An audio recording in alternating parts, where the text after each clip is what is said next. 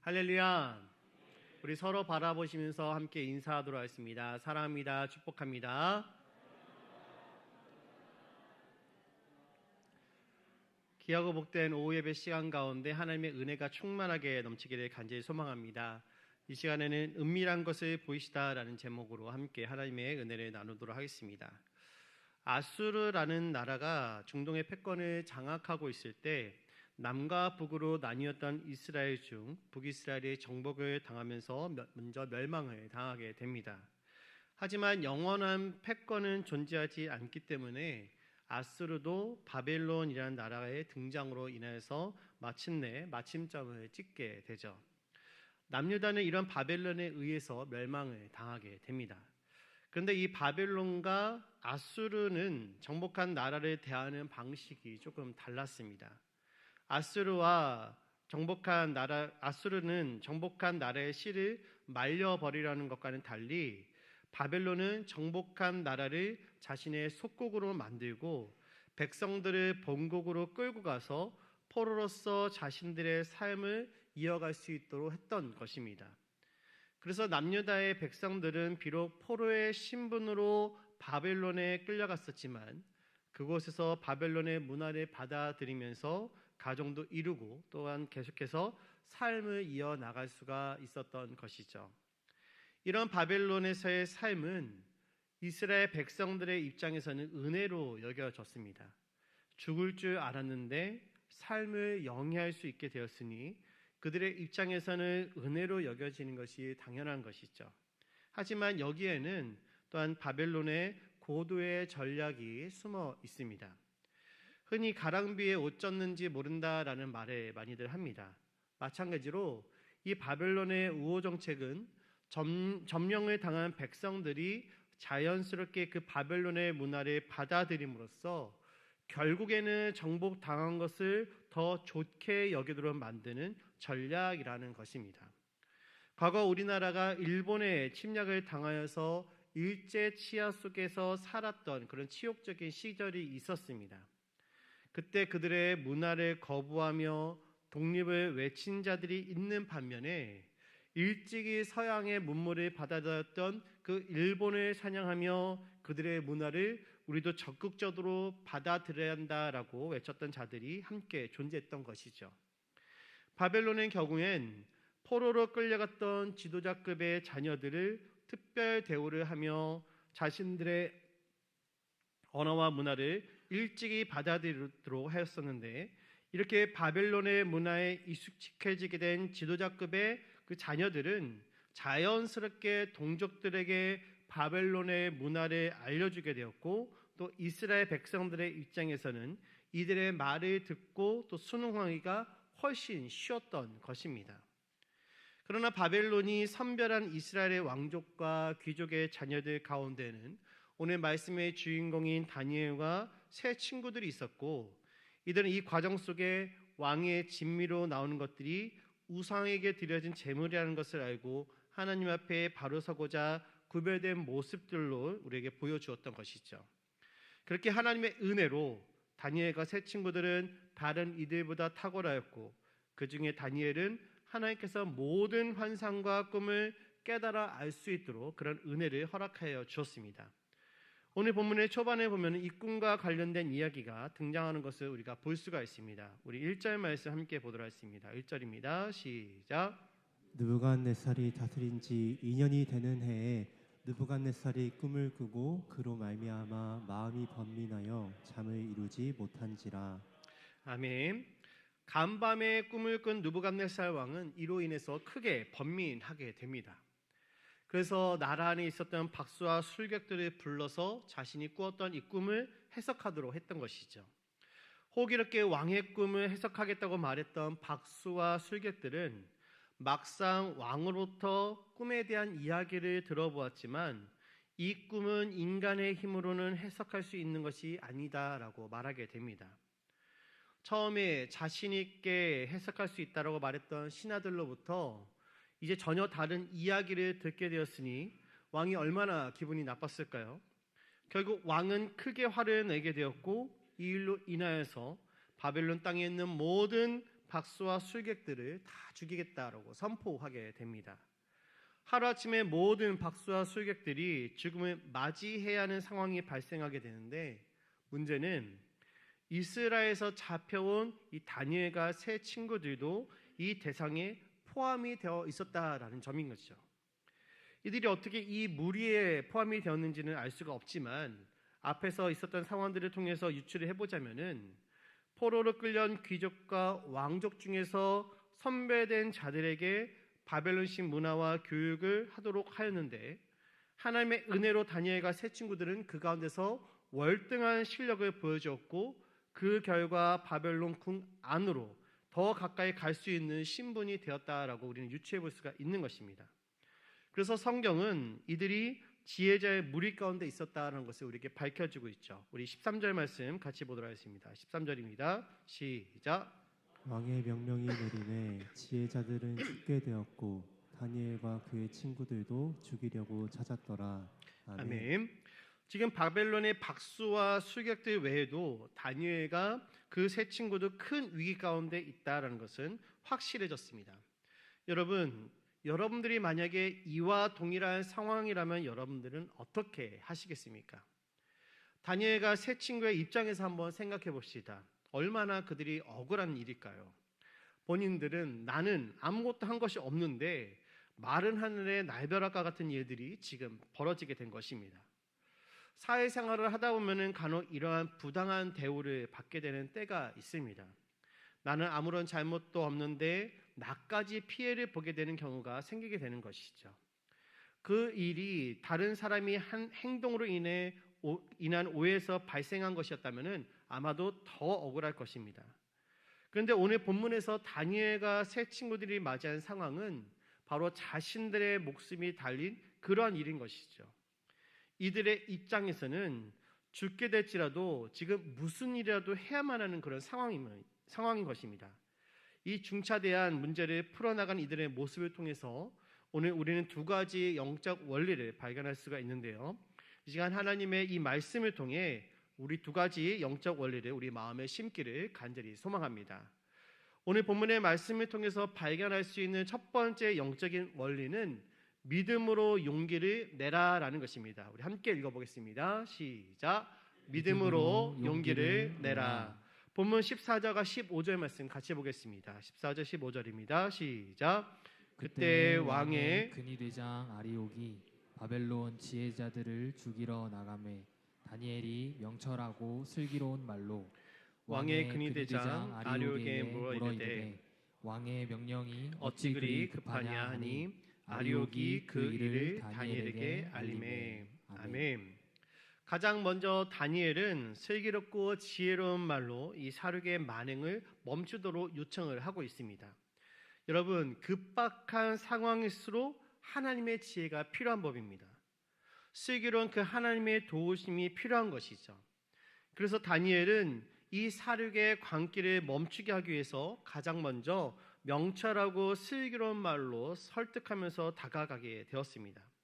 일단 그는 만행을 멈추도록 요구한 것이죠. 사실 다니엘에게는 특별한 방법도 없고 능력도 없었지만 어찌되었던 이 일이 잘못됐다는 것은 확신하고 있고 지금 당장 취하는 조치는 바로 이 학살이 멈추도록 요구했다는 것입니다. 그리고 나서 길을 찾아보겠다라고 말하고 있는 것이죠. 그런데 여러분, 그 다음이 매우 중요하지 않을까요? 이후의 문제를 해결할 수 있는 그 어떠한 방법도 없는데도 불구하고 막무가내로 왕의 명을 멈추도록 했다면은 그는 결국 처벌을 면하지 못했을 것입니다. 그러나 다니엘에게는 이것을 판단할 수 있는 명확한 기준과 방법이 있었다는 것이죠. 바로 하나님의 말씀이 다니엘에게 있었던 것입니다. 하나님의 말씀이라는 기준이 우리의 삶에 온전히 세워져 있어야만 할 때 우리는 바른 판단을 내릴 수가 있다라는 것이죠. 이 일은 하나님의 뜻이 아니다. 이것은 하나님께서 기뻐하시지 않는 일이다. 하나님의 말씀에 입각하여서 판단해보고 이 일이 하나님께서 허락하신 일이 아닌 것 같고 이 일이 명백하게 성경에 위배된다고 판단이 나면은 우리는 오늘 다니엘처럼 용기를 내어서 지혜로운 말로, 슬기로운 말로, 명철한 말로 이를 멈춰 세울 수 있는 필요가 있다라는 것입니다. 하나님은 때때로 침묵하고 계시는 것처럼 보이지만 하나님은 하나님의 자녀들을 위해서 쉬지 않고 일하고 계십니다. 하나님의 흔적이 때로 우리의 눈에 보이지 않을 때가 있지만 우리가 믿음의 용기를 가지고 주님 편에 서 있으면 주님은 우리를 도와주시는 것입니다. 주님이 이끌어 주시는 것이죠. 그것이 오늘 본문에서 다니엘이 과감하게 왕의 명령을 멈춰달라고 요구할 수 있었던 배경인 것입니다. 매년 가을이 되면은 우리 교회는 전국에 있는 국내에 있는 선교지들을 탐방을 하고 합니다. 1차 때는 신안을 중심으로, 또 2차 때는 여수 순천을 중심으로, 그리고 작년 3차 때는 제주도를 중심으로 다녀왔던 것이죠. 가는 곳마다 하나님께서 이 민족을 얼마나 사랑하신지를 느낄 수 있는 귀한 시간이었습니다. 아시아의 작은 나라, 변방의 국가에 수많은 외국 선교사님들이 들어와서 복음을 증거하였고 그 결과 우리 믿음의 일대 선조들은 오늘날은 이 첫 번째 영적인 원리대로 살았던 것을 우리가 발견할 수가 있는 것이죠. 그 중에서 가장 대표적으로 주기철 목사님을 들 수 있을 것 같습니다. 그는 일제 신사참배가 하나님께서 가장 가증하게 여기시는 우상 숭배와 같은 것이기 때문에 절대로 신사참배를 할 수 없음을 밝혔고 또한 성도들에게도 동일하게 가르쳤습니다.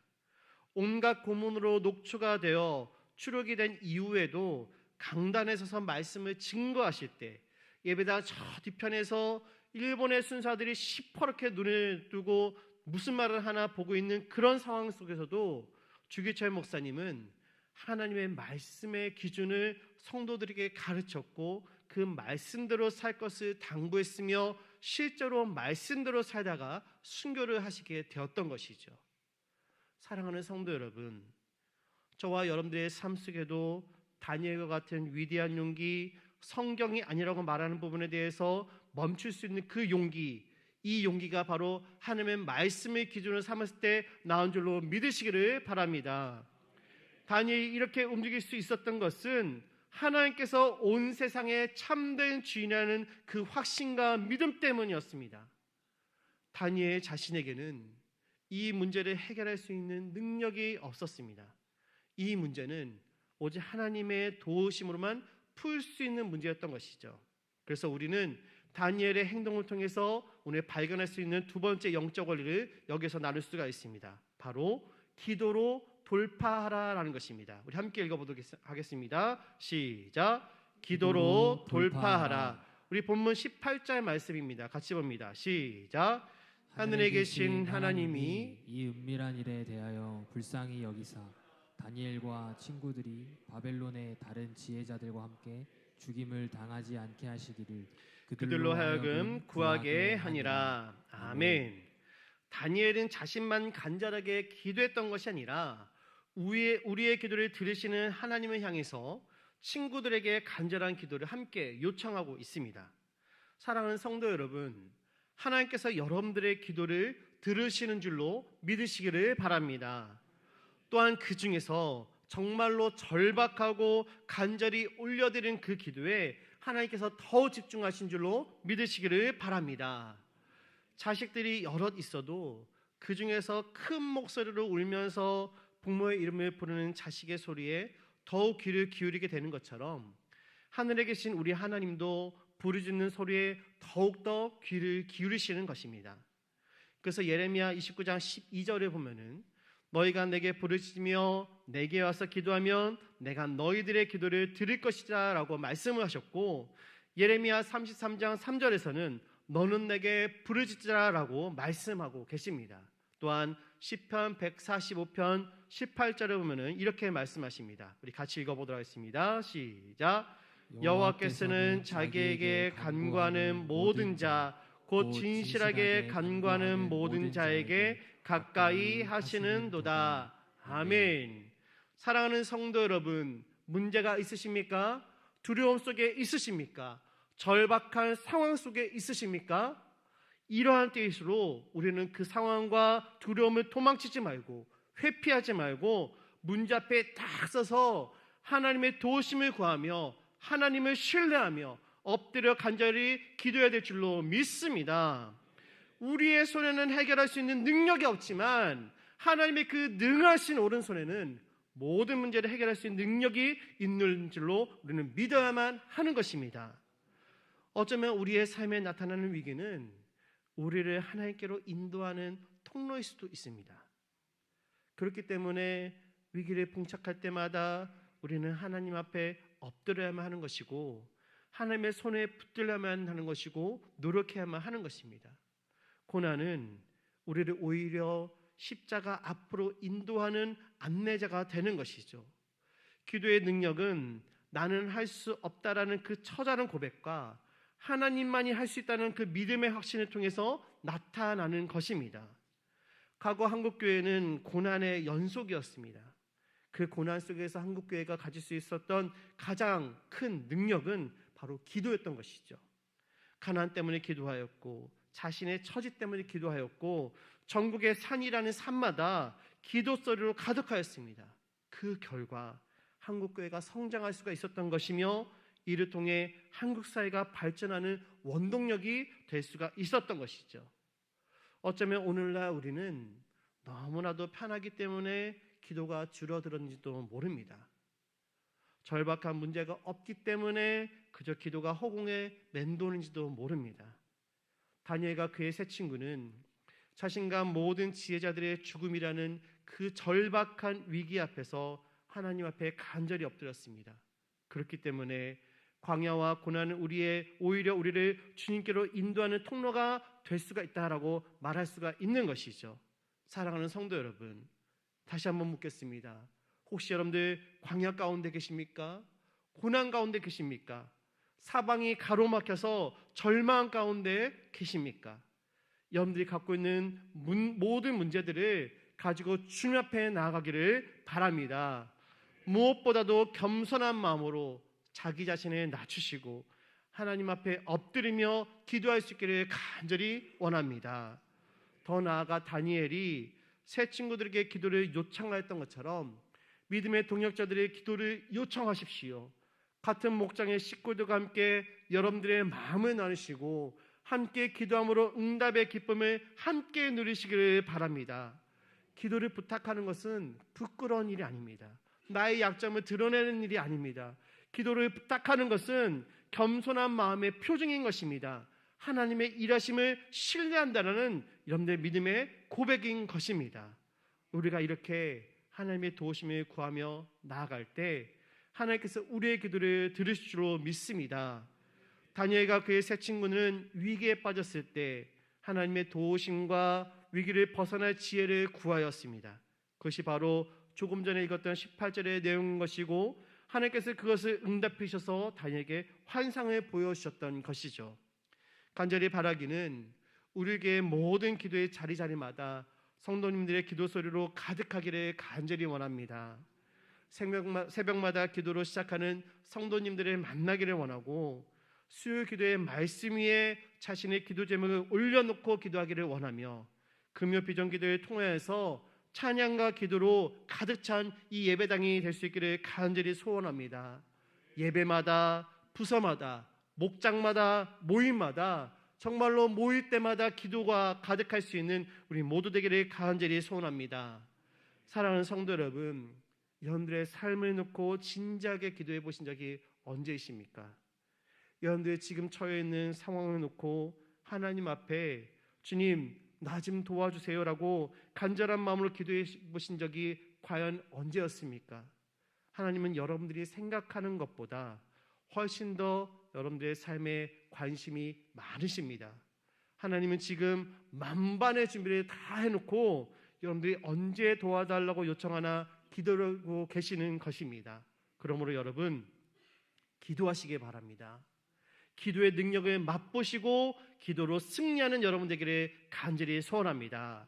그렇게 할 때 오늘 다니엘과 세 친구가 은밀한 가운데서 그 은밀한 보이시는 하나님의 은혜를 누렸던 것처럼 우리 모두 기도의 자리로 나아갈 때 하나님의 그 능력의 오른손이 일하시는 그 은밀한 것을 볼 수 있기를 간절히 소원합니다.